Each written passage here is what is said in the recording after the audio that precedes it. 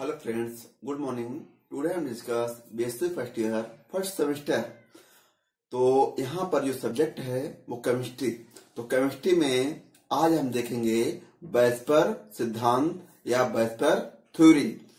तो VSEPR theory के जो रूल्स हैं उसके बारे में इस वीडियो के माध्यम से हम पढ़ेंगे कि जो वेस्पर थ्योरी है balance cell electron pair repulsion theory, उसके कुछ रूल हैं जिसमें रूल नंबर 2 से इस वीडियो में हम पढ़ेंगे।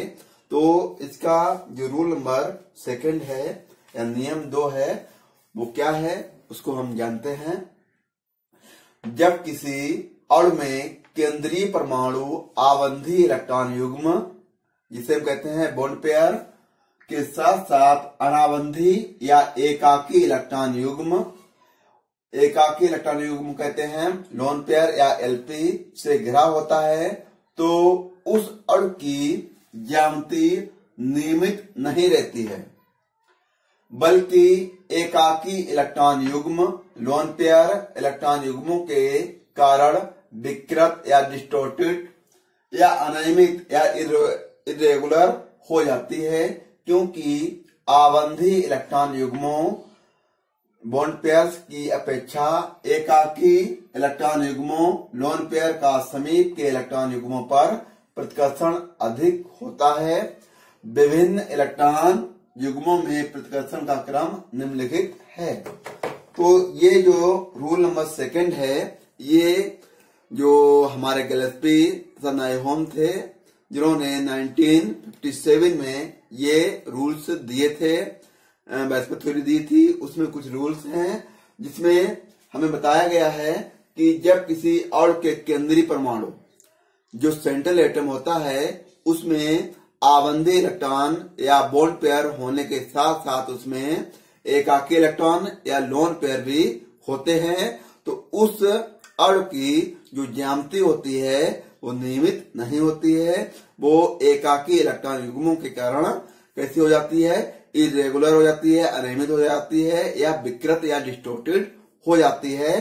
तो इस रूल के में ये बताया गया है कि अगर किसी सेंट्रल एटम में बॉन्ड पेयर होने के साथ साथ लोन पेयर भी होते हैं, तो उस अणु की जो ज्यामिति है वो कैसी हो जाती है, विकृत हो जाती है, क्योंकि यहाँ पर जो बॉन्ड पेयर है के इलेक्ट्रॉन्स होते हैं उनसे ज्यादा जो लोन पेयर के इलेक्ट्रॉन होते हैं या एकाकी इलेक्ट्रॉन होते हैं वो समीप के इलेक्ट्रॉनों को क्या करते हैं, देखिए यहाँ पर समीप के इलेक्ट्रॉन युग्मों पर प्रतिकर्षण अधिक होता है। तो यहाँ पर हम देखेंगे इसके विभिन्न इलेक्ट्रॉन युग्मों में प्रतिकर्षण का क्रम। तो सबसे पहले देखेंगे LP single bond LP is greater than LP और single bond BP is greater than BP single bond BP. तो यहाँ पर जो एलपी है तो यहाँ पर कहा गया है कि lone pair is greater then lone pair bond pair is greater then bond pair. तो यहाँ पर इसी का जो विस्तार रूप है मैंने यहाँ पर नीचे लिखा हुआ देखिए, लोन पेयर अगर लोन पेयर का जो बॉन्ड बनेगा वो सबसे अधिक यहाँ पर इसके युग्मों का प्रतिकर्षण होगा, उससे कम किसमें होगा, लोन पेयर और बॉन्ड पेयर में, और सबसे कम बॉन्ड पेयर में प्रतिकर्षण होता है। तो यहाँ पर कि जो लोन पेयर क्या है, किसी भी परमाणु पर जो सेंट्रल एटम है उसमें बॉन्डिंग इलेक्ट्रॉन होने के साथ साथ उसमें कोई ऐसे भी इलेक्ट्रॉन होते हैं जो बंध निर्माण में भाग नहीं लेते हैं, उन्हें हम एकाकी इलेक्ट्रॉन कहते हैं। तो यहाँ पर ये लोन पेयर हो गया और लोन पेयर बॉन्ड पेयर और बॉन्ड पेयर। अब हम देखेंगे रूल नंबर 3। रूल नंबर 3 में कहा गया है कि अणु के केंद्रीय परमाणु पर एकाकी इलेक्ट्रॉन युग्मों जिसे हम कहते हैं लोन पेयर की संख्या बढ़ने के साथ साथ आबंध कोण घटता जाता है।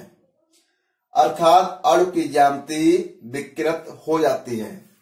तो इसमें कहा गया है कि अगर अणु में जो सेंट्रल एटम है उस पर कोई भी एकाकी इलेक्ट्रॉन युग्मों की संख्या अगर बढ़ती जाती है तो संख्या बढ़ने के साथ साथ आबंध कोण या बॉन्ड एंगल जो है वो कैसा होता है, घटता जाता है। कैसा घटता जाता है। अतः अणु की जो आकृति होती है वो विकृत या डिस्टोर्टेड हो जाती है।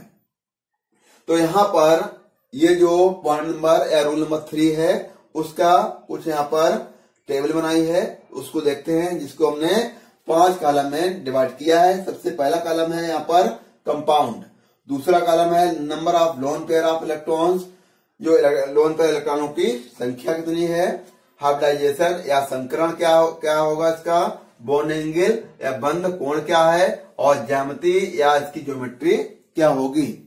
तो यहाँ पर हम देखते हैं कि जो हमारा मेथेन है, मेथेन का फार्मूला होता है CH4, जिसमें कि नंबर ऑफ लोन पेयर की संख्या, number of lone pair electron की संख्या कितनी होगी, 0 होती है, क्योंकि कार्बन की जो वैलेंसी है 4 है, वो 4 किससे कंप्लीट हो रही है, हाइड्रोजन से। तो यहाँ पर नंबर ऑफ लोन पेयर की संख्या 0, और इसमें जो संकरण होगा या हाइब्रिडाइजेशन होगा वो क्या होता है, sp3 होता है। और इसमें जो बॉन्ड एंगल या बंध कोण जो होता है किसमें, मेथेन में। तो मेथेन में जो बॉन्ड एंगल होगा वो क्या होगा, यहाँ पर 109 डिग्री 28 मिनट, जिसे हम कहते हैं टेट्राहेड्रल, इसकी ज्योमेट्री होगी।